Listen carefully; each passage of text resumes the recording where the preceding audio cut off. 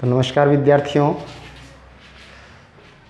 आप लोग इस लॉकडाउन में घर में रह कर के जो पढ़ाई कर रहे विद्यार्थी, उन सभी विद्यार्थियों को और जो नहीं भी कर रहे हैं पढ़ाई उन लोगों को भी great Indian institute of science की परिवार की ओर से बहुत बहुत स्वागत करते हैं।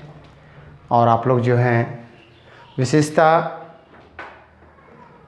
कॉम्पिटिटिव एग्ज़ाम्स के बारे में जहाँ तक तैयारी करने वाले स्टूडेंट्स हैं उन लोगों के लिए विशेष फोकस अभी का है। आज का जो टॉपिक्स है ग्लोब, अक्षांश एवं देशांतर।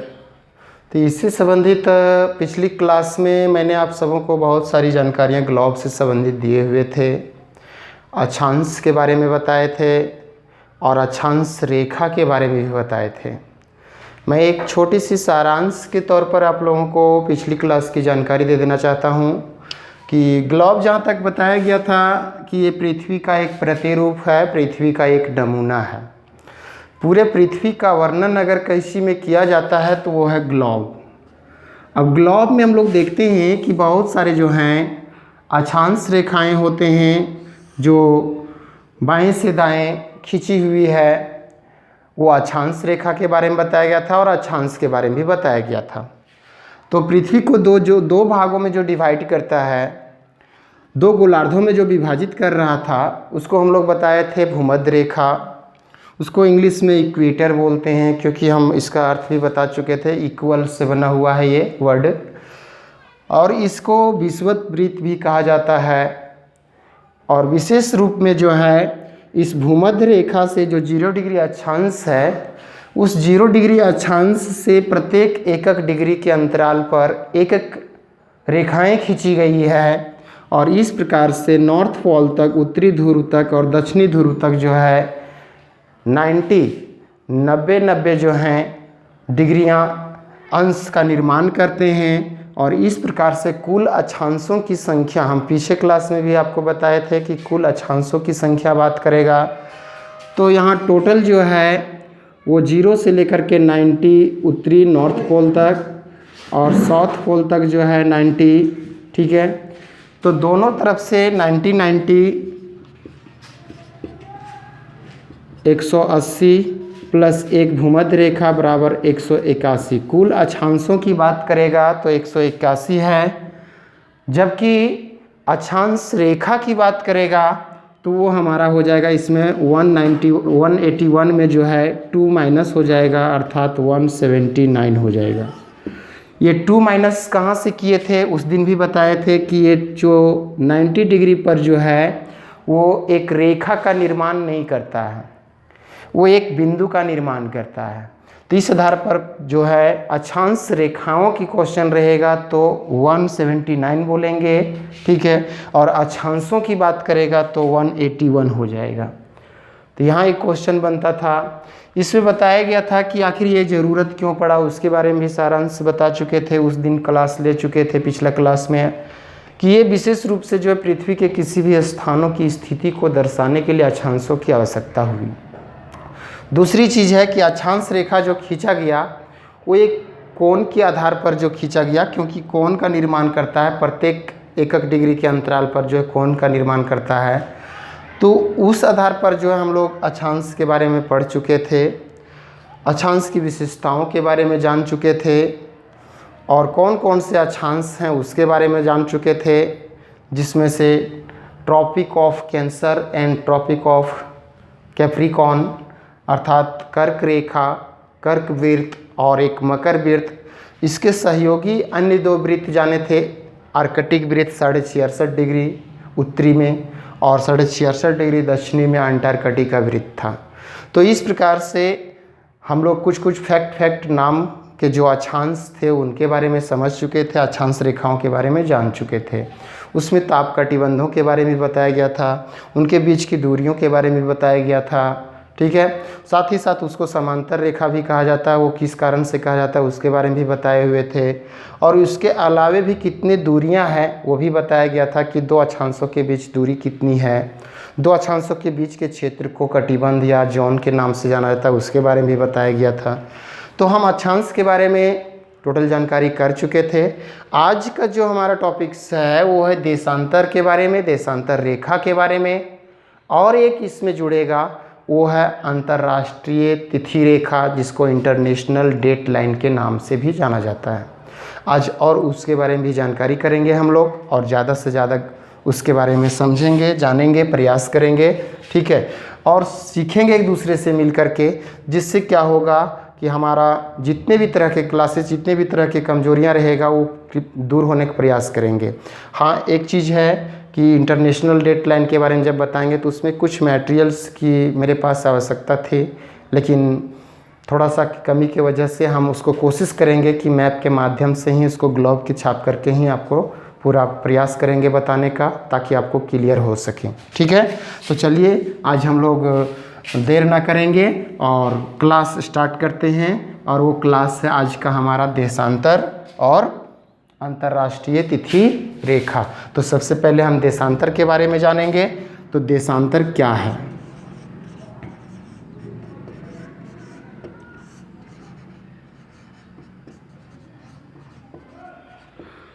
देशांतर क्या है, और वही देशांतर का जो लाइन, जिस तरह से अक्षांश रेखा के बारे में बताया गया था, ये हमारा एक प्रकार से ग्लोब है। इस ग्लोब में जो है खींची गई जो रेखाएं हैं, बाएं से दाएं जो खींचा गया था वो था अक्षांश, लेकिन उत्तर से दक्षिण, ऊपर से नीचे खींची गई रेखाओं को हम लोग कहते हैं देशांतर रेखा। उत्तर से दक्षिण खींची गई रेखाओं को क्या बोलेंगे? देशांतर रेखा बोलेंगे। ये एक जिस तरह से अक्षांश रेखा बताए थे, अक्षांश रेखा क्या था कि एक भूमध्य रेखा कर रहा था, दो भागों में बांट रहा था, ठीक है, north hemisphere and south hemisphere, उत्तरी गोलार्ध और दक्षिणी गोलार्ध में। गोलार्ध का मतलब भी बताए थे, गोल का आधा हिस्सा को गोलार्ध कहते हैं।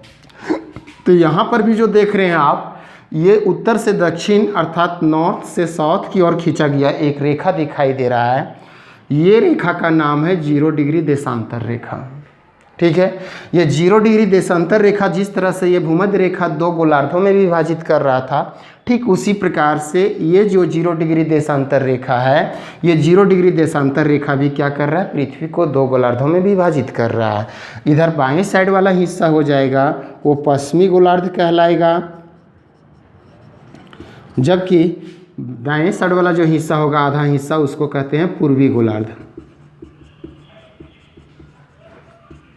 तो इस प्रकार से दो गोलार्ध यहाँ भी विभाजित हो रहा है।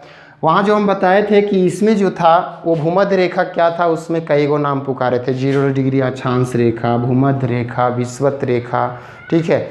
तो उसी प्रकार से ये भी जो है, इसके भी नाम हैं, ये अकेले नाम तो नहीं रह सकता है, अपने आप में शर्मिंदगी क्यों महसूस करेगा। तो इसके साथ भी इसका नाम चयनित किया गया है, नाम रखा गया है। तो ये जो है 0 डिग्री देशांतर रेखा, उसको 0 डिग्री देशांतर भी कहते हैं। दूसरा चीज़ ध्यान देने वाली बात है कि ये 0 डिग्री देशांतर रेखा जो है, उसको देखा कि भूमध्य रेखा है, ये दो गोलार्धों में बांट रहा था, उसी तरह से ये भी दो गोलार्धों में बांट रहा है, तो उसको जो है मेरिडियन, ठीक है, मेन जो है मुख्य रेखा जो है, जिसको हिंदी में बोला जाता है प्रधान मध्याह्न रेखा, ठीक है, प्रधान मध्याह्न रेखा, मेन मेरिडियन लाइन, ठीक है। एक अन्य नाम हो गया इसका 0 डिग्री देशांतर, दूसरा मेन मेरिडियन लाइन, जिसको हिंदी में बोलेंगे। अब हिंदी की बात करेंगे तो जिस तरह से आपका था ये इक्वेटर था, उसी तरह से ये जो है सो मेरिडियन हो गया। तो मेरिडियन जिस तरह से हिंदी नाम इसका जिस तरह बताए थे भूमध्य, इस तरह से इसका नाम हो जाएगा प्रधान मध्याह्न रेखा, ठीक है। इसके भी 3 नाम हो गए, और इसका एक नाम रखा गया, ठीक है। हुआ क्या कि इस समय जो है इसका विशिष्ट स्थान कुछ रखा, जिसमें कुछ कुछ जगहों से होकर के गुजर रहा था। इसके बारे में भी हम बताए थे, इसका आप लोग को हम एक वर्क भी दिए थे, शायद कर लिए होंगे। लेकिन इसमें भी जो है ये मुख्यतः 0 डिग्री देशांतर रेखा जो है वो इंग्लैंड का, लंदन जो है यूके का, उस लंदन के बगल में एक शहर है जिसका नाम है ग्रीनविच शहर, ठीक है। उस ग्रीनविच शहर से ये होकर के मतलब गुजरती है, जिस कारण से इसका नाम रख दिया गया ग्रीनविच लाइन भी कहा जाता है, ग्रीनविच मेरिडियन लाइन भी कहा जाता है इसको, यानी ग्रीनविच रेखा के नाम से भी जाना जाता है इसको, यानी इसको शॉर्ट में अगर बोलेंगे तो GMT भी कहा जाता है, ग्रीनविच मेरिडियन टाइम के। अब ये टाइम क्यों लिखा है यहाँ पे, टाइम क्या है, ठीक है।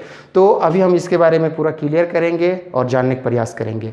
अब यहाँ के बाद से जिस तरह से देखे थे कि यहाँ से हम लोग जो है एक अंश मान करके, एक कोणीय मान करके, कोणीय दूरी की माप करके हम लोग क्या कर रहे थे कि एकक डिग्री के अंतराल में एकक रेखा अक्षांश को खींचे थे। जस्ट उसी की तरह ध्रुव पर ही इसका कोण माना गया, यानी पूरे वृत्त माना गया उसको, और यहीं से जो है इसका चाप काटा गया, ठीक है। और यहाँ से जिस तरह से इसको किया गया उसी तरह से इसको भी किया गया, यानी प्रत्येक एक एक डिग्री के अंतराल पर, ठीक है, 1 डिग्री के अंतराल पर चाप काटा गया यहाँ से केंद्रीय बिंदु से लेकर के यहाँ के बीच की दूरी को। तो यहाँ जो 1 डिग्री था वो 1 डिग्री, यानी प्रत्येक एक एक डिग्री के अंतराल पर यहाँ पर भी क्या किया गया, चाप काट करके एकक रेखा खींचा गया, ठीक है। लेकिन हुआ क्या कि यहाँ जो वैलिड था ध्रुव पर, जो दोनों ध्रुव पर एकक डिग्री का जो मान था वो मान एक केंद्र के रूप में था, दोनों ध्रुव एक केंद्र के रूप में था। यहाँ एक समांतर लाइन का, ठीक है, निर्माण कर रहा था, समांतर रेखा का निर्माण कर रहा था, लेकिन यहाँ समांतर रेखा का निर्माण ये नहीं करता है। और यही वजह है कि ये केंद्रीय बिंदु का निर्माण करता है ध्रुवों पर दोनों, और अंत में जाकर के ये दोनों ध्रुवों पर क्या हो जाते थे, मिल जाते थे, ठीक है। इस प्रकार से ये क्या होता है कि ये निर्माण नहीं कर पाता है। क्या नहीं निर्माण कर पाता है, तो समांतर रेखा का निर्माण नहीं कर पाता है, ये समांतर नहीं होते हैं। हम पहले भी बताए थे समांतर की परिभाषा कि जो एक मतलब लाइन से दूसरी लाइन कभी भी खींचेंगे तो एक समान अंतर से खींची गई रेखा समांतर होगी और कभी भी एक दूसरे को काटेगा नहीं, प्रतिच्छेद नहीं करेगा। लेकिन यहाँ पर जो देख रहे हैं कि अंत में ध्रुव पर जाकर के सभी रेखाएं क्या हो रही है, एक दूसरे से मिल जा रही है। एक दूसरे से मिलने के कारण से ये जितने भी लाइनें हैं वो कभी समांतर लाइन्स नहीं हो सकते हैं, ठीक है, समांतर रेखाएं नहीं कहला सकते हैं। तो इस प्रकार से अब यहाँ देख रहे हैं कि इस स्थिति में हम लोगों को क्या पता चल रहा है कि ये सभी लाइनें जो हैं एकक डिग्री के अंतराल पर एकक देशांतर रेखाओं खींचे गए, और एकक देशांतर रेखा खींचने के बाद से क्या हो गया, अंत तक यहाँ पूरा घूमते घूमते जो है इधर जो है 180 लाइन्स खिंचाया, पूर्वी गोलार्ध में 180 लाइन खिंचाया, ठीक है। इस तरह से कितने हो जाते हैं, 180 प्लस 180, ठीक है, बराबर 360। अब रही बात कि हमारा जो है 360 है, तो बोलिएगा कि सर बीच वाला भाग क्यों नहीं जोड़ें, जीएमटी को क्यों नहीं जोड़ा गया है, यानी प्रधान मध्याह्न रेखा को क्यों नहीं इसमें ऐड किया गया। जिस तरह से भूमध्य रेखा को ऐड किए थे उसमें तो यहाँ भी कर सकते थे। तो 360 प्लस 1 करते हैं तो 361 हो जाता है, जबकि इसके 2 रीजन हैं, 361 नहीं हो सकते हैं। क्यों नहीं हो सकते हैं, किस कारण से नहीं हो सकते हैं, क्योंकि पहला रीजन जो है वो पहला फैक्ट कारण जो बता रहे हैं कि ये जो है 180 जो देशांतर रेखाएं हैं वो घूम करके हमारी पृथ्वी जो है, जो हमारा पृथ्वी तो गोलाकार है, तो ये भाग जो है, ये भाग जो दिखाई दे रहा है 0 डिग्री देशांतर रेखा, जस्ट उसके विपरीत में, जैसे हम देखते हैं, थोड़ा सा उदाहरण देने का प्रयास कहीं कहीं पे करेंगे क्योंकि थोड़ा सा कुछ सामान्य नहीं अवेलेबल है, फिर भी प्रयास करेंगे, ठीक है। तो ये जो है आप यहाँ देख रहे हैं, ये जो भाग देख रहे हैं, एक तरफ का भाग देख रहे हैं, तो ये जो भाग दिखाई दे रहा है वो 0 डिग्री देशांतर लाइन दिखाई दे रहा है। लेकिन यही 0 डिग्री देशांतर लाइन जो हम इस तरह से भी बनाए हुए हैं, एकक डिग्री के अंतराल पर खींचा गया, तो यहाँ तक आए 180 इधर पूरब में और इधर आए पश्चिम में 180। लेकिन हमारी पृथ्वी किस आकार की है, जो हम पहले बताए थे लघुवक्ष गोलाभ, ठीक है, जियोड आकृति का दिखाई देता है हमारी पृथ्वी, यानी गोल है, वृत्ताकार रूप में मानते हैं। वो गणित की भाषा था, हम उस दिन भी चर्चा किए थे। तो जब इसको हम यहाँ से घुमाएंगे, एक वृत्ताकार रूप में लेंगे, तो आपको यहाँ दिखाई दे रहा है इसके विपरीत में, किसके विपरीत में, 0 डिग्री देशांतर के विपरीत में आपको एक दिखाई देगा, यहाँ पे देखिए। अब ये जो दिखाई दे रहा है, दोनों ये 180 जो इधर भी था पूर्वी क्षेत्र में और इधर भी पश्चिमी क्षेत्र में था, वो दोनों 180 क्या हो जाते हैं, जब उसको मिलाया जाता है, घुमाया जाता है एक वृत्त के जैसा, तो दोनों 180 जो लाइन है, ठीक है, 180 डिग्री जो देशांतर है, पश्चिमी वाला भाग भी और पूर्वी वाला भाग भी, दोनों मिल करके एक हो जाते हैं, जो कहाँ होते हैं, इस 0 डिग्री देशांतर रेखा के जस्ट अपोजिट होता है। आप ग्लोब को बेहतर ढंग से देखिए, ग्लोब जब भी देखिएगा आप, ठीक है, यही चीज़ का कमी है, ठीक है, हमारे बीच में कि ग्लोब रहता तो हम पूरी तरह से आपको क्लियर कर देते, लेकिन फिर भी प्रयास कर रहे हैं आपको कि ग्लोब को आप बेहतर ढंग से जरूर देखिए। ग्लोब को देखने के बाद पता चलेगा कि जिस जगह पर 0 डिग्री देशांतर दिखाई देगा, जस्ट उसी के विपरीत में आपको क्या दिखाई देगा, 180 डिग्री देशांतर रेखा दिखाई देगा।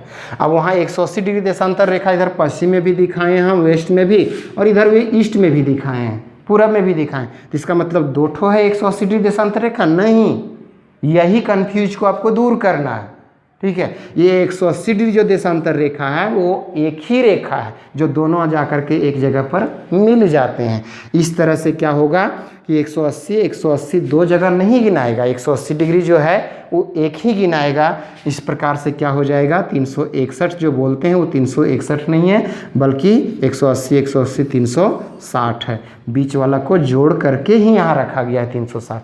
अगर बीच वाला जोड़ते हैं तो 361 होता है, तो फिर तो मेरा ये दोनों लाइन है तो डबल गिना रहा है, यहाँ पे डबल गिना रहा है तो यहाँ एक माइनस करना पड़ेगा हमको, अर्थात कितना हो जाएगा, 360 रेखाएं हो जाएंगे। इस प्रकार से कुल देशांतरों की बात करेगा तो कितना हो जाएगा विद्यार्थीगण, 360। और कुल अक्षांशों की बात करेगा तो 181। कुल अक्षांश रेखा की बात करेगा तो 179।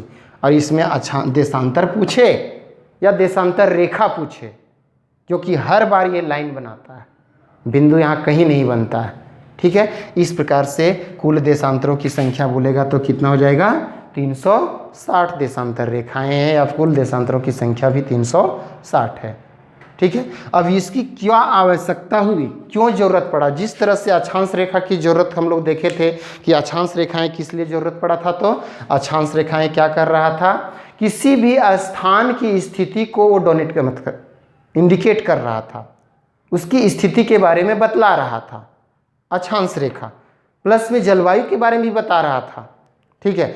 लेकिन इसका क्या जरूरत पड़ा, जो यहाँ खींचने की आवश्यकता पड़ गई पृथ्वी पर यानी ग्लोब पर, ठीक है। तो ये देशांतर रेखाओं की जरूरत क्या पड़ी कि हमारे पृथ्वी इतना विशाल है, तो उस विशाल पृथ्वी में, क्योंकि इससे हम रिलेटिव थोड़ा सा हम गति के बारे में थोड़ा सा सारांश देंगे, जबकि वो चैप्टर अलग है, मैं आपको अलग चैप्टर से उसको बताऊंगा, ठीक है। उसके बारे में हम जरूर जानकारी देंगे आपको। ये हमारा पृथ्वी है मान के चला जाए, इस पृथ्वी पर यहाँ सूर्य है, तो सूर्य जो है सो जिसका आधा भाग देखिए यहाँ पे क्या हो रहा है, ये देशांतर लाइन है, ठीक है। जिधर सूर्य की किरणें पड़ रही है वो पूरा भाग क्या होगा, उजाला होगा, ठीक है। आप लोग जरूर देखते हैं, ये शक्तिमान इलाका है यानी उजाला है, जबकि इधर जो है सो क्या होगा, अंधेरा कायम रहे यानी यमराज किल्विस का इलाका ये आ जाएगा। यानी एक तरफ दिन हो रहा है, एक तरफ रात हो रहे हैं, डे एंड नाइट, ठीक है। इसका वजह क्या है कि ये सूर्य की किरणें जिधर पड़ेगा, जिस क्षेत्र में जाएगा, जिस तरफ पड़ेगा सूर्य की किरणें उधर दिन होगा, उसके विपरीत वाले क्षेत्र में हमेशा रात रहेगा। आप कभी कल टॉर्च को जला करके देख लीजिए, टॉर्च जब जलाते होंगे, ठीक है, किसी भी वस्तु पर आप टॉर्च जलाइए, तो टॉर्च जलाने के बाद जहाँ पे देखिएगा कि पीछे साइड वाला भाग, हम यहाँ से लाइट दे रहे हैं तो इधर ही उजाला दिखेगा, उसके पीछे साइड अंधेला दिखेगा, ठीक है। तो अंधेला दिखने का कारण क्या है, क्योंकि उधर सूर्य की रोशनी पड़ नहीं रही है। और पृथ्वी एक ऐसा ग्रह है जहाँ पर हमारा क्या अपना इसका प्रकाश, जितने भी ग्रह होते हैं किसी का अपना प्रकाश और ऊष्मा नहीं होते हैं, ये सब हम लोग सोलर सिस्टम में पढ़ेंगे, ठीक है। तो इस माध्यम से क्या है कि ये जो रेखाएं हैं खींचने की आवश्यकता इसलिए पड़ा कि दिन और रात होता है, तो समय जो सबका अलग अलग क्षेत्र है, कोई यहाँ पे बसा हुआ है, कोई कंट्री, कोई देश, कोई यहाँ बसा हुआ है, कोई यहाँ है तो कोई यहाँ है, तो हर अलग अलग क्षेत्रों में अलग अलग स्थल जगह हैं, ठीक है, स्थल भाग स्थित हैं, जिस वजह से क्या होगा कि अलग अलग स्थल भाग स्थित होने के कारण से सबका समय निर्धारण एक नहीं किया जा सकता है, ठीक है। इसी उद्देश्य को लेकर के कि जितने देश हैं उसका एक स्थान पर कोई देश स्थित नहीं है, तो सभी जगहों पर क्या न किया जाए, तो हम लोग उसको एक देशांतर रेखा का निर्माण किया जाए ग्लोब पर, जिससे क्या हो सके, हर एक स्थानों की स्थिति तो अक्षांश बता रहा है, तो देशांतर क्या बताएगा, उसका उस क्षेत्र का एक समय का निर्धारण करेगा। यानी इसकी मूल विशेषता या मूल आवश्यकता अगर पड़ा देशांतर रेखाओं को, तो किस उद्देश्य के लिए देशांतर रेखा का निर्माण किया गया है, तो किसी भी स्थान के समय का निर्धारण करने के लिए, कोई भी देश का हो, ठीक है, उसके समय का निर्धारण करने के लिए हम लोग इसमें सीखेंगे।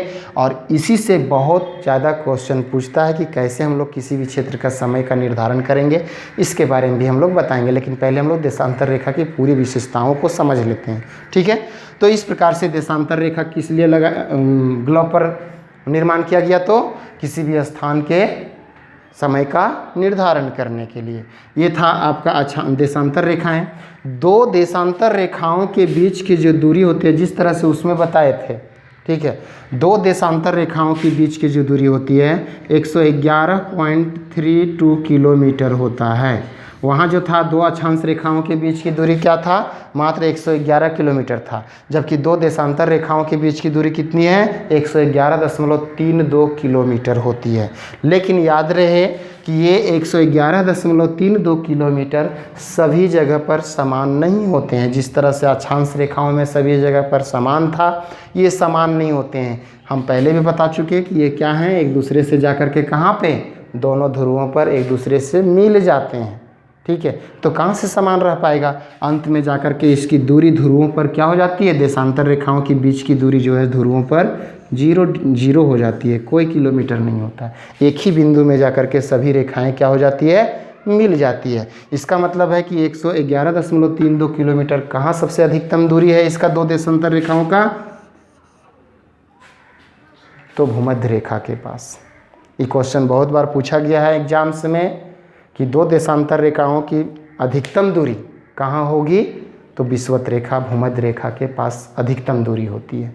ठीक है, तो ये था विशेषता विशेष रूप से। साथ ही साथ इसमें और बहुत सारे चीज़ों के बारे में हम लोग देखेंगे। जैसे क्या है कि इसमें एक ही रेखा के बारे में तो बताया गया, अब इसके अलावे भी अब हम लोग इसमें समय का निर्धारण करने से, जितना चीज़ें था वो लगभग बता चुके हैं।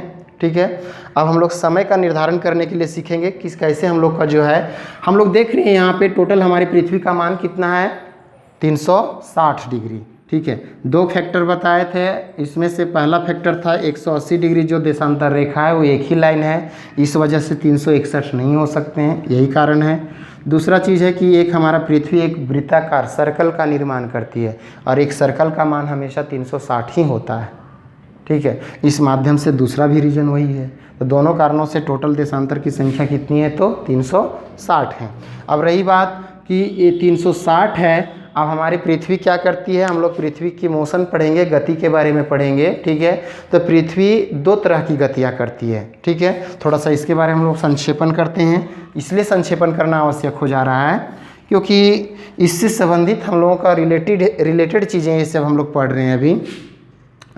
पृथ्वी दो तरह की गतियाँ करती है। सबसे पहला जो है, पृथ्वी अपने अक्ष पर, ठीक है, अक्ष पर वो क्या करती है, गति करती है। अक्ष जो होता है वो विशेष रूप से एक कील के समान होता है। आप ग्लोब में देखिएगा तो एक कील के तरह रहेगा, थोड़ा सा झुका हुआ है हमारी पृथ्वी 23.5 डिग्री। ठीक है, तो वो झुकाव इधर इसी कारण से हम इस तरह से बनाए हुए हैं। अब यहाँ जो है इसी कील को अक्ष कहा जाता है। इस कील पर घूमना, हम लोग एक छोटा सा उदाहरण देते हैं, लट्टू। ठीक है, लट्टू का कील जो रहता है, वो लट्टू जब घूमता है तो कील के बदौलत घूमता है। ठीक उसी तरह से कील, उसका लट्टू का जो कील है वो क्या कहलाएगा, उसका अक्ष कहलाएगा। अब वो घूमते रहता है, उसी पर जो घूमेगा तो उसको कहते हैं, उसको परिभ्रमण गति भी कहा जाता है, परिभ्रमण,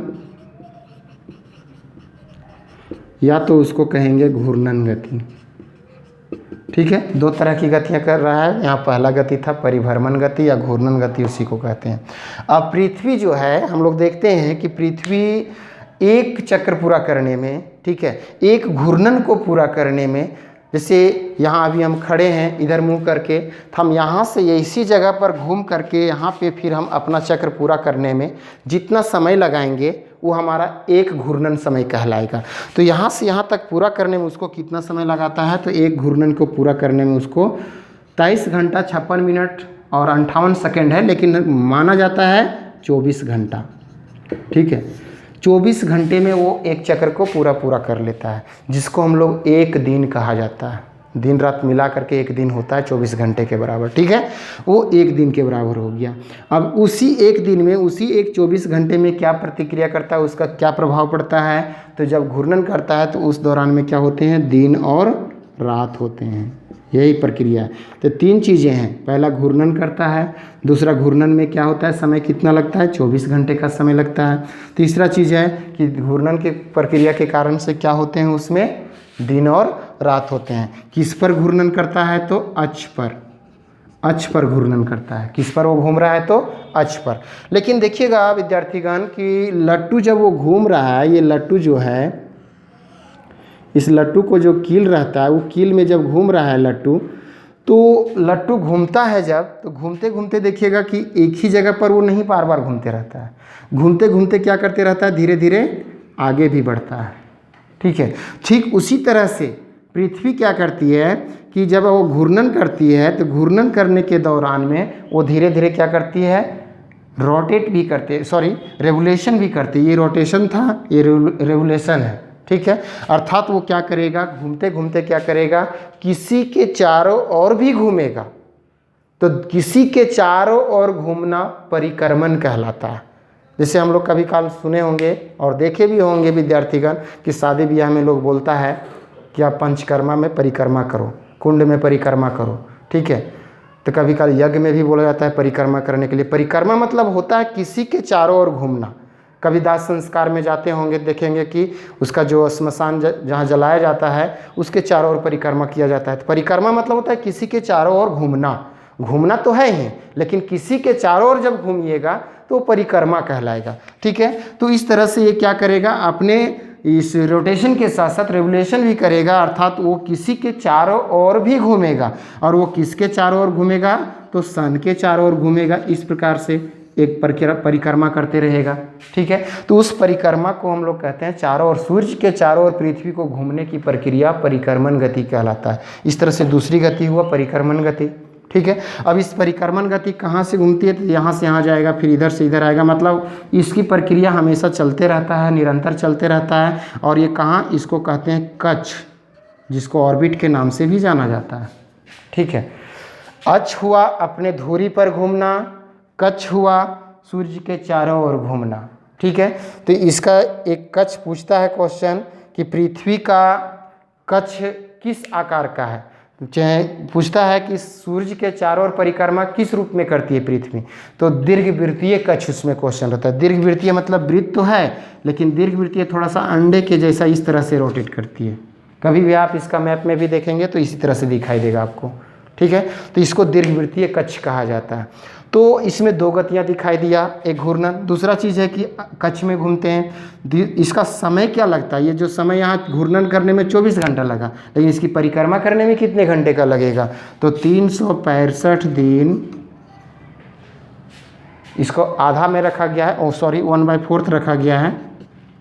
1/4 कहने का मतलब है कि 365 दिन 6 घंटा बोलेंगे हम लोग, ठीक है, क्योंकि 24 घंटा का चौथाई हिस्सा है ये। तो 365 दिन 6 घंटा भी बोल सकते हैं, 365 दिन 6 घंटा, ठीक है। अब ये 6 घंटा को कभी भी ईयर के रूप में नहीं लिया जाता है, 6 घंटा को बैलेंस में रखा जाता है। तो 6 घंटा अर्थात 300 हम लोग साल में बोलते हैं, तो कभी बोलते हैं कि एक साल में कितना दिन होता है, तो बोलते हैं 365 दिन होते हैं। ये नहीं बोलते हैं 365 दिन 6 घंटा होते हैं। यही 6 घंटा को बैलेंस में रखा जाता है, और यही 6 घंटा प्रत्येक एक साल में 6 घंटा, दूसरा साल में भी 6 घंटा, तीसरा साल में भी 6 घंटा, चौथा साल में भी 6 घंटा, इस तरह से 4 साल मिला करके 6 घंटा जुटेगा तो 24 घंटा का निर्माण करेगा।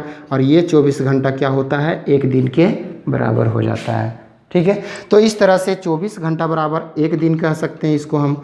अभी एक दिन जो है 4 साल में जो है एक दिन वृद्धि हो जाती है, इसीलिए एक साल में 365 या 366 दिन होता है। और यही 366 दिन जिस दिन हो जाएगा वो फरवरी का महीना 28 से 29 हो जाएगा। और 28 से 29 कब होता है, लीप ईयर। जब 366 दिन होगा एक साल में तो उसको लीप ईयर के नाम से या अधिवर्ष के नाम से या लीप वर्ष के नाम से जाना जाता है। तो ये हमारा समय दिखाता है कि 365 या 366 दिनों में पूरा करता है। रही बात इसकी क्या विशेषता है कि घूमता है तो क्या करता है, ये दिन रात करता था, तो ये मौसम परिवर्तन, ठीक है, मौसम में बदलाव लाता है। साल में देखिएगा कभी गर्मी, कभी जाड़ा, कभी बरसात, ठीक है। तो अलग अलग तरह के मौसम जो परिवर्तन होते हैं, तो ऋतुएं का परिवर्तन होने का मेन फैक्टर जो है, मेन कारण जो है वो क्या है, हमारा पृथ्वी का क्या करना, सूर्य के चारों ओर परिक्रमा करना। और दूसरा है मौसम का और एक परिवर्तन का कारण बनता है क्योंकि पृथ्वी अपने अक्ष पर जो है 23.5 डिग्री झुकी हुई है। इसके वजह से भी क्या होता है, ऋतुएं परिवर्तित होती है, ऋतुएं बदलती है। तो चलिए आज हम लोग देख रहे हैं यहाँ पे विशेषता में जैसा चल रहे थे कि परिभ्रमण जो कर रहा था तो 24 घंटे में एक दिन में क्या कर रहा था, वो पूरा जहाँ से चलना शुरू किया वहाँ पहुँच गया। अगर यहाँ से चलना शुरू किया, प्रारंभ किया यहाँ से पृथ्वी चलने के लिए, तो यहाँ से यहाँ तक पूरा फिर घूम करके यहीं आ जाएगा, तो उसको कहते हैं एक घूर्णन। और एक घूर्णन को पूरा करने में क्या समय लगाता है, 24 घंटे का समय लगाता है। अब ये 24 घंटे में वो कितना डिग्री को घूम ले रहा है, विद्यार्थी आप इस पर ध्यान दीजिए, क्योंकि हम यहाँ पूरा बताए थे कितना डिग्री का है, तो 360 डिग्री बताए थे। 180 इधर 180 उधर, तो 360 हो गया, यानी पूरा वृत्त का मान था 360 डिग्री। 360 डिग्री वो 24 घंटे में पूरी तरह से घूम लेता है। पृथ्वी अपना घूर्णन जो है वो 360 डिग्री को पूरा कितना में, 24 घंटे में कर लेता है, यानी 360 डिग्री को घूम लिया वो 24 घंटे में, ठीक है। तो कितना हो जाएगा उसका, 1 घंटे में कितना डिग्री घूमल होगा वो पता करना है हमको। तो भागा दीजिए इसको, कितना आएगा 24, उसके बाद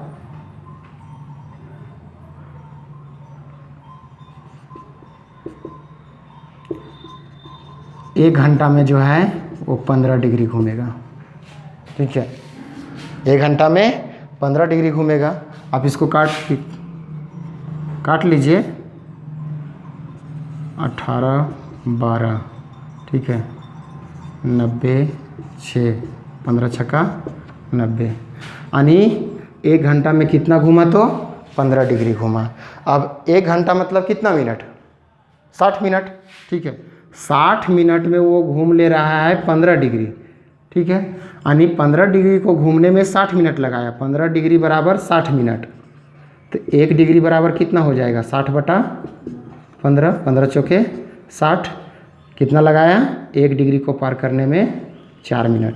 हम जो अभी बताए हैं कि यहाँ टोटल लाइन्स कितने देशांतर रेखाएं 360 है, ठीक है। तो 1 डिग्री देशांतर रेखा को पार करने में, यहाँ अगर है तो यहाँ से यहाँ पृथ्वी, यहाँ से यहाँ जब घूम रही है, पृथ्वी किधर से किधर घूमती है पता है सबको, पश्चिम से पूरब घूमती है, ठीक है। तो यहाँ से पश्चिम से पूरब जब वो घूम रही है पृथ्वी, तो यहाँ से 1 डिग्री को पार करने में उसको कितना समय लगेगा, 4 मिनट का समय लगेगा। 1 डिग्री को घूमने में पृथ्वी को 4 मिनट का समय लगता है। अब इस आधार पर वो टोटल जब घूमेगा तो 360 डिग्री को घूमने में 24 घंटा लग जा रहा है, बस वही प्रक्रिया है, ठीक है। अब इसके माध्यम से हम लोग किसी भी स्थान के समय का मापन कर सकते हैं। आपको क्वेश्चन इससे रहता है, ठीक है।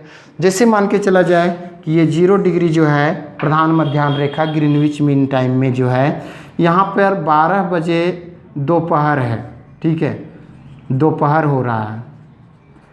अब ध्यान देने वाली बात है विद्यार्थीगण कि इसमें ग्रीनविच मीन टाइम से, अर्थात प्रधान मध्याह्न रेखा से मेरिडियन जो लाइन है उससे इधर दाईं तरफ पूर्वी गोलार्ध में हमेशा पॉजिटिव होगा, आगे होगा समय, ठीक है, और पश्चिमी गोलार्ध में हमेशा समय क्या होगा, माइनस में नेगेटिव होगा, यानी पीछे होगा। कभी भी ध्यान रखेंगे, इधर पूर्वी गोलार्ध में आगे, कहाँ से, ग्रीनविच मीन टाइम से पूर्वी गोलार्ध में आगे और पश्चिमी गोलार्ध में पीछे होगा। अब ये ग्रीनविच मीन टाइम क्यों नाम रखा गया, क्योंकि यहीं से ये जो रेखा 0 डिग्री है, वो 0 डिग्री रेखा ही पूरे दुनिया का समय का निर्धारण करता है, ठीक है। अब याद रखेंगे विद्यार्थीगण, इसका समय जो है विश्व का इंटरनेशनल इसको कहा जाता है, यूनिवर्सल मेरिडियन टाइम कहा जाता है इसको। GMT पहले बोला जाता था ग्रीनविच मेरिडियन टाइम, ठीक है, लेकिन अब इसका नाम चेंज होकर के यूनिवर्सल मेरिडियन टाइम हो गया है। ग्रीनविच मीन टाइम को जो है, मेरिडियन टाइम को अब बोला जाता है यूनिवर्सल मेरिडियन टाइम बोला जाता है। ये जो है पूरे दुनिया के समय का निर्धारण इसी रेखा से किया जाता है। अब रही बात कि कौन आगे होगा कौन पीछे होगा, आपको यहीं से पकड़ना है। 0 डिग्री देशांतर रेखा से बाईं तरफ जो भी कॉन्टिनेंट या कोई भी कंट्री होगा, कोई भी क्षेत्र होगा, कहीं का भी समय निकालने के लिए बोला जाएगा तो आप इससे समझ सकते हैं कि क्या करना है आपको, उधर यहाँ से पीछे चला जाना है और यहाँ से जो भी इधर पूछा जाएगा तो आगे चला जाना है। ठीक है, जैसे हम एक छोटा सा उदाहरण देते हैं कि यहाँ एक जो है निकालने के लिए यहाँ 74 डिग्री वेस्ट में और इधर 82.5 डिग्री ईस्ट में। अब इससे हमको निकालना है। ये 74 डिग्री वेस्ट जो है यूएसए का अपना मानक समय है। सभी देशों का अपना मानक समय होता है, लेकिन पूरे दुनिया का एक मानक समय है जिसको बोला जाता है ग्रीनविच मीन टाइम या मेरिडियन टाइम या फिर यूनिवर्सल मेरिडियन टाइम। ये पूरा दुनिया के लिए है और इसी से अपना अपना देश के लोग क्या करते हैं, अपने अपने स्थानीय समय का निर्धारण करते हैं, मानक समय का निर्धारण करते हैं। तो भारत का मानक समय जो है वो 82.5 डिग्री पूर्वी देशांतर है, जबकि यूएसए का मानक समय जो है 74 डिग्री वेस्ट है, पश्चिमी देशांतर है। अब इसका क्या होगा, कितना बजेगा? यदि अब यहाँ से आपको निकालना है कि 1 डिग्री को क्रॉस करने में 4 मिनट का समय लगता है, 15 डिग्री को पार करने में 60 मिनट का समय लगता है, मतलब 1 घंटे का समय लग रहा है। अब यहाँ 74 डिग्री है, तो ध्यान रखेंगे जब बड़ा अंक रहे 15 से ज़्यादा रहे तो उसको क्या कर देना है, डायरेक्ट डिवाइड कर देना है। ठीक है, कितना से? 15 से डिवाइड करना है। तो 74 को हमने भागा लगाया कितना से? 15 से। 15 चौके 60, 15 पचे 75 हो जाता, लेकिन नहीं लग रहा है। ठीक है, 15 चौके 60, बच गया कितना? 14 डिग्री शेष बच गया। 15 चौके 60 मीन्स कितना? 4 घंटा इसको बोलिए आप। ठीक है, अब 14 डिग्री बच गया तो 1 डिग्री में कितना लगता है समय? 4 मिनट का समय लगता है। तो 14 गुने 4 कर देंगे, 14 चौका 56 मिनट, यानी 4 घंटा 56 मिनट। अब रही बात 4 घंटा 56 मिनट, ये क्या होगा, पीछे होगा कि आगे होगा? अब ध्यान दीजिए कि ये जीएमटी से या तो फिर यूएमटी से, यूनिवर्सल मेरिडियन टाइम से क्या हो रहा है, पीछे बाईं तरफ हो रहा है, पश्चिमी गोलार्ध में हो रहा है, तो नेगेटिव पीछे होगा। अगर यहाँ 12 बजे दोपहर हो रहा है तो 4 घंटा 56 मिनट पीछे चले जाइए। 4 घंटा 56 मिनट मीन्स कितना हो जाएगा यहाँ पे? यहाँ बजेगा आपको 8 4 12 हो रहा है ना, तो यहाँ 12 बजे से घटा दीजिए समय 4 घंटा, तो 7 बजकर कितना हो जाएगा? 56 मिनट, मतलब लगभग पूरी 5 घंटा घट रहा है, तो 7 बजकर 4 मिनट होगा। यहाँ जो है 7 बजकर 4 मिनट होगा। अब ये 7 बजकर 4 मिनट हो रहा है, कितना? 4 घंटा 56 मिनट पीछे है, तो 7 बजकर 4 मिनट हो रहा है, तो 7 बजकर 4 मिनट क्या होगा? यहाँ दोपहर है तो पीछे मतलब एएम होगा या पीएम होगा, इसको कंफ्यूज नहीं करना है। पीछे जाना मतलब इसको घटाएं तो हम समय में भी पीछे चले जाएं। ये दोपहर दिखा रहा है तो इसका मतलब ये मॉर्निंग टाइम को दिखा रहा है, यानी यहाँ पे एएम होगा, 7 बजकर 4 मिनट एएम में दिखाएगा। ठीक है, अब रही बात यहाँ पर देखते हैं 82.5 डिग्री पूर्वी देशांतर को देखते हैं, अपने इंडियन का, भारत का मानक समय के देखते हैं। तो भारत का मानक समय 82.5 डिग्री पूर्वी देशांतर है, तो 82.5 डिग्री, फिर इसको 82 को क्या कीजिए, अब भागा दे दीजिए। 82 को जो है भागा दे देंगे कितना से? 15 से। 15 पचे 75, बच गया कितना? 12 में 5 तो 7। ठीक है, और इधर कितना डिग्री बचा है? हाफ डिग्री, आधा डिग्री। ठीक है, तो यहाँ 7 हो गया, यानी 1 जो है 1 डिग्री बराबर कितना है? 4 मिनट, तो 4 गुने 7, 7 चौके 28 मिनट। और आधा डिग्री, जब 1 डिग्री बराबर है 4 मिनट, तो आधा डिग्री बराबर 2 मिनट। क्लियर हो जाएंगे, तो 28 प्लस 2 मिनट और जोड़ देंगे, तो 28 2 30 मिनट। और यहाँ पहले से कितना घंटा है? 5 घंटा, अर्थात 5 घंटा 30 मिनट जो है, यानी 5.5 घंटा बोल सकते हैं आप इसको, 5.5 घंटा। अब इधर पूर्वी क्षेत्र की ओर दिखा रहा है, पूर्वी गोलार्ध में दिखा रहा है, समय क्या होगा, आगे या पीछे? इसीलिए भारत के मानक समय में कभी भी आप मोबाइल में अपना टाइम मिलाते होंगे तो सब जीएमटी टाइम से दिखाता है। अब जीएमटी टाइम से इंडियन टाइम जब निकालिएगा तो वहाँ दिखाएगा आपको 5.5 घंटा लिख करके, इस तरह से लिख करके प्लस का चिन्ह दिखाएगा। प्लस का मतलब हमारा जो है भारत का मानक समय ग्रीनविच मीन टाइम से जो है वो 5.5 घंटा आगे है। अब आगे कहने का मतलब क्या हुआ कि कितना, यदि यहाँ 12 बजे दोपहर हो रहा है जीएमटी में लंदन में, तो हमारे इंडिया में उस समय कितना बज रहा होगा, तो 5.5 घंटा उसमें ऐड कर देना है, जोड़ देना है। तो 12 बजे में से 5.5 जोड़ेंगे तो 5:30 क्या हो जाएगा, यहाँ पे शाम हो जाएगा। 5:30 में पीएम हो जाएगा। एएम यहाँ था, यहाँ पीएम था। इस प्रकार से किसी भी कंट्री का कहीं कहीं पे स्थान का आपको दिखा देता है, आपको देशांतरीय विस्तार दिखा देगा कि कितना है 100। दूसरी चीज़ है कहीं कहीं पे समय बोल देगा कि इतना घंटा पीछे है तो कितना डिग्री पर अवस्थित है, तो आप उससे भी उलट करके बना लीजिएगा।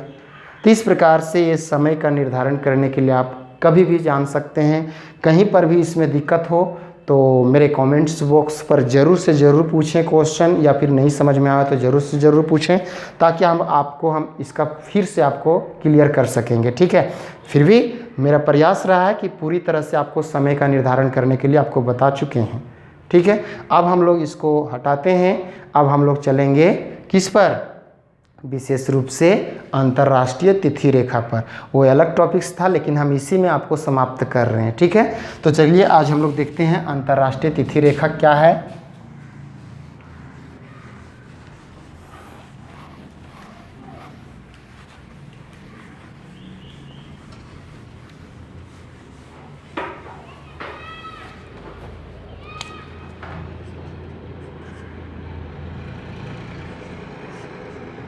इंटरनेशनल डेटलाइन, अंतर्राष्ट्रीय तिथि रेखा।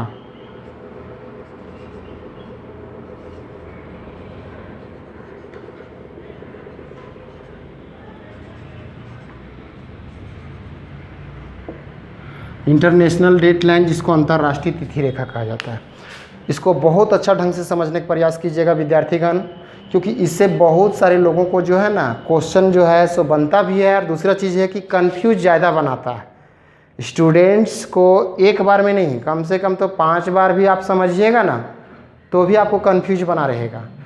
इसलिए मेरा आग्रह रहेगा कि आप क्लास को बार बार देखें, वीडियो को बार बार इसको देखें, ताकि आपको कंफ्यूज ना लगे कैसे क्या होता है। उसके बारे में मैं थोड़ा सा इसके बारे में डील करना चाहता हूँ। इंटरनेशनल डेटलाइन जिसको अंतर्राष्ट्रीय तिथि रेखा कहा जाता है, ये अंतर्राष्ट्रीय तिथि रेखा किसको कहा जाता है, तो 180 डिग्री देशांतर को कहा जाता है। ये सभी रेखाएं पहले बता चुके थे हम, ये सभी रेखाएं सिर्फ क्या है, इमेजिन है, सिर्फ काल्पनिक है, वास्तविक नहीं है। ठीक है, तो 180 डिग्री देशांतर को कभी कल बहुत सारे क्वेश्चन में ऑप्शन में मिलेगा आपको, कभी भी बनाते होंगे सेट वगैरह तो देखिएगा अंतर्राष्ट्रीय तिथि रेखा निम्न में से कौन है, तो वहाँ देगा 180 डिग्री देशांतर पूरब ईस्ट दे देगा, 180 डिग्री देशांतर पश्चिम वेस्ट दे देगा।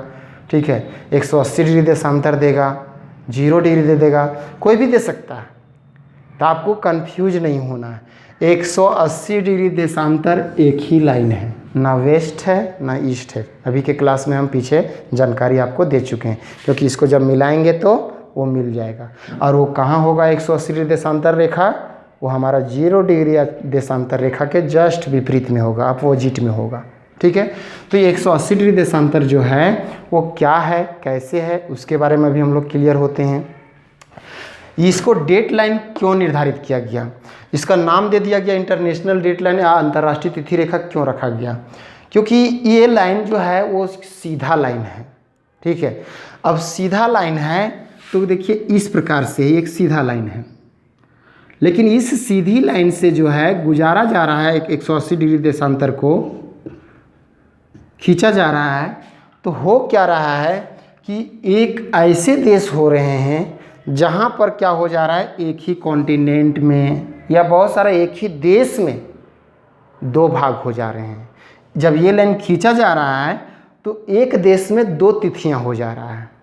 ठीक है, जैसे कहने का मतलब हुआ कि यहाँ पर अगर 12 तारीख है तो यही देश यहाँ 13 तारीख हो जा रहा है, चेंज।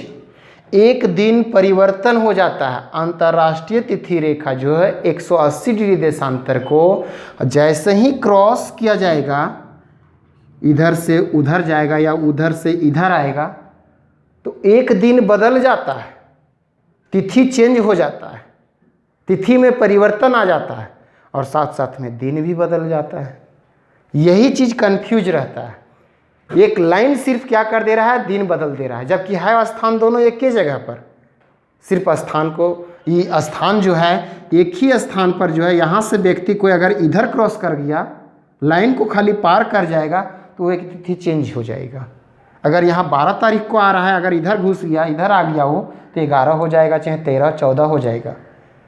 तिथि बदल जा रहा है। उसके बारे में अभी हम डिक्लेयर करेंगे, पूरी तरह से फाइनली समझाएंगे कि कैसे चेंज हो रहा है। सो इसी कारण से अंतर्राष्ट्रीय तिथि रेखा जो है 180 डिग्री देशांतर जो है वो एक तो सीधा लाइन है, ठीक है, लेकिन सीधी नहीं खींचा गया है, उसको क्या किया गया है, टेढ़ी मेढ़ी खींचा गया है। टेढ़ी मेढ़ी क्यों खींचा गया है? ताकि किसी देश के स्थानीय समय को या किसी देश के मानक समय को बचाया जा सके। इस उद्देश्य से उसको क्या किया गया है, सीधा ना खींच करके टेढ़ा खींचा गया। जैसे अंतर्राष्ट्रीय तिथि रेखा जो है, हम थोड़ा सा इस पर फिर हम ग्लोब पर चलते हैं और ग्लोब से आपको बताते हैं, ठीक है। ये हमारा ग्लोब है, ये 0 डिग्री है, ये 180 डिग्री लाइन है, 180 डिग्री है, और ये भी एक 180 डिग्री है। तो हम पहले बता चुके थे ये 0 डिग्री लाइन है। हम पहले बता चुके थे कि 180 डिग्री पश्चिम बोलिए या 180 डिग्री पूरा बोलिए, दोनों एक ही लाइन है। इधर ईस्ट तरफ वाला भी और वेस्ट तरफ वाला भी, तो दोनों जब एक ही लाइन है तो वहाँ जब एक ही जगह मिल जाएगा दोनों, तो इसको हम घुमा करके सटा देते हैं, मिला देते हैं। कैसे मिलाते हैं, थोड़ा सा हम एक छोटा सा उदाहरण देते हैं, ठीक है। ये है हमारा एक पेज है, इसको हम बीच वाला जो लाइन ऑफ दिखाई दे रहा है भाग, उसको हम 0 डिग्री मान रहे हैं। इधर वाला भाग को पूर्वी वाला 180 मान रहे हैं, इधर हम पश्चिम वाला 180 मान रहे हैं। जब इसको घुमाएंगे, ठीक है, और घुमा करके इसको जब मिलाएंगे, इस प्रकार से मोड़ गोल बना देंगे, क्योंकि हमारी आकृति ही वैसी है पृथ्वी का, तो ये दोनों एक ही लाइन बन जाएगा। देखिए ये दोनों क्या बन गया, एक ही लाइन बन गया, और वो भाग बीच का हिस्सा पीछे रह गया, यानी किनारे किनारे भाग गया। 0 डिग्री इधर भी भाग गया, इधर भी चला गया है, जबकि 0 डिग्री एक ही, लेकिन दोनों तरफ खींचा गया, ठीक है। अब इस स्थिति में क्या देख रहे हैं, यहाँ जो देख रहे थे इधर वाला भाग थोड़ा ध्यान दीजिएगा। इधर हम लिख रहे हैं ईस्ट, इधर लिख रहे हैं वेस्ट, यहाँ लिख रहे हैं हम 0 डिग्री, ये 180 डिग्री, ये 180 डिग्री। ये प्रैक्टिकली बोर्ड में नहीं किया जा रहा है, इसलिए हम पेज पर बता रहे हैं आपको, ठीक है, ताकि आप क्लियर हो पाएँ इससे। अब इस स्थिति में जो देख रहे हैं आप 0 डिग्री जो इसको दिखाई दे रहा है, सॉरी विद्यार्थीगण, ये लाइन जो दिखाई दे रहा है वो 0 डिग्री है, GMT जिसको कहते हैं, और ये 180 डिग्री है। इधर ये लाइन जो दिख रहा है वो ये लाइन 180 डिग्री, ये लाइन जो दिख रहा है वो 180 डिग्री वेस्ट है, ठीक है। अब इसको जब मिलाएंगे, घुमाएंगे, तो घुमाने के बाद जो है देखिएगा, ये अभी किधर है, ईस्ट तरफ है। जब इसको मिला देते हैं इस तरह से, तो अब इधर दाईं तरफ कौन हो गया, पहले दाईं तरफ था 180 डिग्री ईस्ट, अब कौन हो गया ईस्ट, इधर कौन हो गया दाईं तरफ, वेस्ट वाला भाग दाईं तरफ हो गया और ईस्ट वाला भाग बाईं तरफ हो गया। बस यही चीज़ कंफ्यूज स्टूडेंट को रहता है, जिसके कारण से समझने में भी कंफ्यूज हो जाता है। आप इसको कंफ्यूज ना करें, बहुत अच्छा ढंग से मैं प्रैक्टिकली आपको समझा रहा हूँ विद्यार्थी लोग। आप देखिए ईस्ट किधर है, दाईं तरफ है अभी ईस्ट, बाईं तरफ है वेस्ट। इसको मैंने मोड़ दिया, घुमा दिया, पिछला हिस्सा को देखा, अब वेस्ट किधर आ गया, दाईं तरफ, ईस्ट आ गया बाईं तरफ, ठीक है। बस यही आकृति को हम अभी बनाने जा रहे हैं। यहाँ जो अभी हम बताए थे 0 डिग्री लाइन से, 0 डिग्री लाइन से जो अभी आपको हम बताएं, वो 0 डिग्री लाइन से दाईं तरफ में समय में क्या बताए थे, आगे होता है, आगे मीन्स प्लस किया जाता है, और इधर बाईं तरफ पश्चिमी गोलार्ध में क्या किया जाता है, पीछे होता है, माइनस किया जाता है, घटाया जाता है समय में, ठीक है। अब इसको क्लियर करते हैं। अभी जब हम मोड़े हैं तो मोड़ने के पश्चात क्या बनेगा, सो दिखाते हैं आपको हम। ये आ गया 180 डिग्री देशांतर, क्यों अब यहाँ ईस्ट वेस्ट नहीं लिखे हम, ठीक है, क्यों नहीं लिखे? क्योंकि दोनों एक ही लाइन है और आकर के दोनों एक जगह पर मिल जाता है। ये 180 डिग्री देशांतर एक सीधी रेखा खींचे हम, ठीक है। तो ये 0 डिग्री जब 180 दोनों मिलेगा तो 0 डिग्री वाला फैल जाएगा, ठीक है। तो इधर हम कर दिए और एक इधर कर दिए, 0 डिग्री इधर भी हो गया, 0 डिग्री इधर भी हो गया। अब इधर कौन आ गया था? इधर वाला भाग जब इसको मोड़े थे तभी बताए थे, इधर क्या था? इधर ईस्ट 180 था, अब 180 ईस्ट इधर हो गया है। 180 यही है लेकिन ये ईस्ट हो गया है और ये वेस्ट हो गया, उल्टा हो जा रहा है। इसमें अगर कंफ्यूज कहीं होगा समझने में तो आपको ये पूरा चैप्टर नहीं समझ में आएगा। यहीं क्लियर कर लीजिए, आपको कहीं परेशानी नहीं होगी समझने में, ठीक है। अब यहाँ से इधर भी तो मेरा कितना है? 180 है। यहाँ से जब 0 से इधर खींचा गया तो 180 खींचा गया है, यहाँ से यहाँ तक 180 और यहाँ से यहाँ तक भी 180 खींचा गया है, 180 रेखाएँ हैं, ठीक है। अब रही बात कि प्रत्येक अपने अपने देश का एक अपना मानक समय होता है और वो मानक समय का निर्धारण जो करता है वो प्रत्येक आधा आधा घंटे में करता है। आधा आधा घंटा कहने का मतलब ये नहीं हुआ कि प्रत्येक आधा घंटा में एक समय में, नहीं, आधे आधे घंटे के डिफरेंट में करता है, ठीक है। अब जैसे अभी हम बताए आपको यहाँ पे कि यहाँ से यहाँ तक कितना हो गया, इधर अगर हम खींचते हैं तो एक एक डिग्री के अंतराल पर जो है आगे समय जो होगा 180 डिग्री तक जो खींचा जाता है प्रत्येक एक एक डिग्री में, तो एक डिग्री को एक घंटा में कितना होता है? अब 24 घंटा में कितना था बताए थे? 24 घंटा में 360 डिग्री को घूमने में 24 घंटा लगता था। एक घंटा में कितना डिग्री लग रहा था? 15 डिग्री एक घंटा में, ठीक है। एक घंटा 15 डिग्री घूम रहा था। अब यहाँ से यहाँ तक कितना डिग्री? यहाँ से यहाँ तक का एक क्षेत्र बताइए, पूर्वी भाग और इधर पश्चिमी भाग। तो इधर कितना है? 180, इधर भी कितना है? 180 है। तो 180 को भागा देंगे हम 15 से कितना बार में कटेगा? 12 बार में, ठीक है, कट जा रहा डायरेक्ट, यानी 12 घंटा।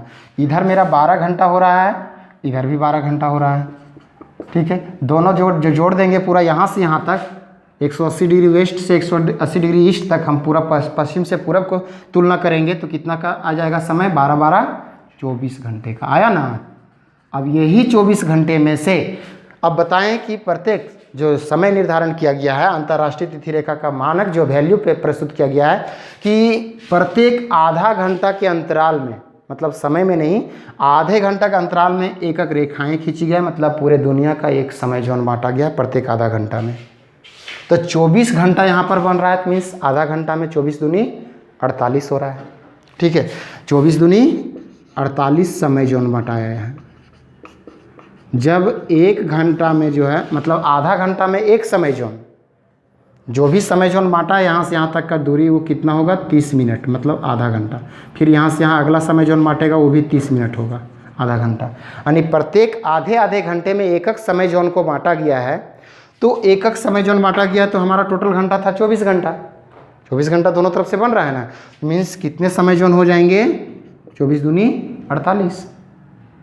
एक 24 घंटा में जो है सो 24 बन रहा है, लेकिन आधा घंटा में बना रहा है एक समय जोन को, तो 24 दूना 48 हो जाएगा डायरेक्ट, ठीक है। यानी इसको इस तरह से करते हैं, 24/1/2 क्रॉस कर देंगे तो कितना हो जाएगा? 24 × 2, 24 दूनी 48। ये 48 क्या है? पूरे दुनिया का समय जोन हुआ। पूरी दुनिया को कितने समय जोन में विभाजित किया गया है? तो 48 समय जोन में। ये बहुत इंपॉर्टेंट क्वेश्चन है, ठीक है। अब पूरी दुनिया का समय जोन 48 समय जोन में निर्धारित किया गया है, टाइम जोन में बांटा गया है।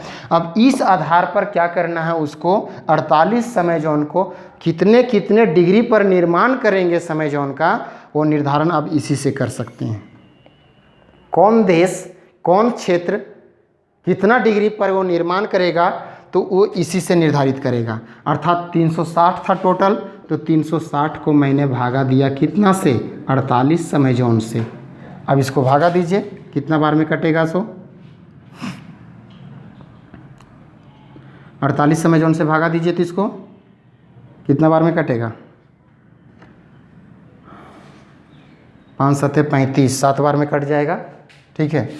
7 8 56 के 6 बचा 5, 7 चौक 28 और 5 33, 336 आ रहा है। अब इसको माइनस करिए, 10 में 6 तो 4, 5 में 3 तो 2.05, 5 8 40, 5 चौक 20, 4 24, 7.5 डिग्री में। ये डिग्री में निकला है क्योंकि 360 पूरा डिग्री का वैल्यू था, ठीक है। यानी प्रत्येक 7.5 डिग्री के अंतराल पर एक मतलब जो निर्माण किया गया है प्रत्येक 7.5 डिग्री में निर्माण किया गया। अब इसी को आधार मानते हुए दुनिया का कोई भी राष्ट्र, दुनिया का कोई भी देश जो है इसी को आधार मान करके 7.5 डिग्री को ही गुणन में 7.5 डिग्री के गुना में ही कोई भी राष्ट्र क्या कर सकता है, अपना मानक समय का निर्धारण कर सकता है। जैसे हम एक छोटा सा उदाहरण बता रहे हैं, भारत का मानक समय क्या है, 82.5 डिग्री पूर्वी देशांतर है। तो 82.5 डिग्री पूर्वी देशांतर जो है भारत का मानक समय, वो इसी से गुना में है या नहीं है, ठीक है। अब जैसे भारत का अक्षांशीय विस्तार, देशांतरीय विस्तार कितना है, 68 डिग्री 7 मिनट से लेकर के 97 डिग्री 25 मिनट है। तो निर्धारित करने का एक मतलब एक आइडिया होता है, तरीका होता है कि दोनों के बीच के क्षेत्र को बांटा जाता है। तो इसके बीच के क्षेत्र को अगर आप घटाइएगा तो लगभग में 30 डिग्री आएगा, लगभग में 29 डिग्री कुछ आता है, 29 डिग्री 18 मिनट लगभग में, ठीक है। तो लगभग में 30 डिग्री का मान के चलते हैं। तो 30 डिग्री का डिफरेंट है, तो 30 डिग्री का आधा कितना होता है, दोनों के बीच में रखना है। ये भारत है मान के चला जाए, ये भारत है हमारा,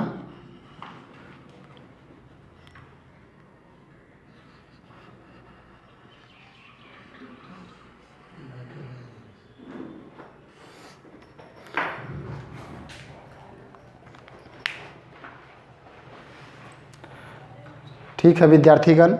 इसका थोड़ा सा टेक्निकली प्रॉब्लम के कारण से आपको जो है सो रोका जा रहा है कुछ क्षण के लिए, फिर मैं इसको पूरा कर रहा हूँ। धन्यवाद।